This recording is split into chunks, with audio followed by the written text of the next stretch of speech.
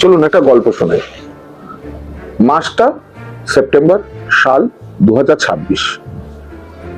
রাহুলের সদ্য একটা কল এসছে নতুন চাকরির। সে খবরের কাগজটা পড়তে পড়তে কথাটা শোনাচ্ছিল।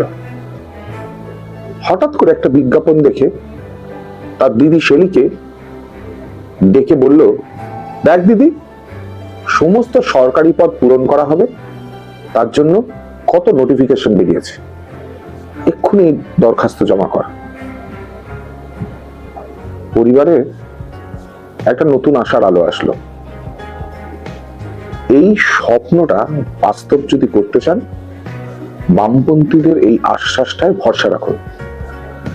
আগামী 29 সাল 2026-এ বিধাননগর বিধানসভায় সিপিআইএম কে ভোট দিন, বিপুল ভোটে জয়যুক্ত করুন।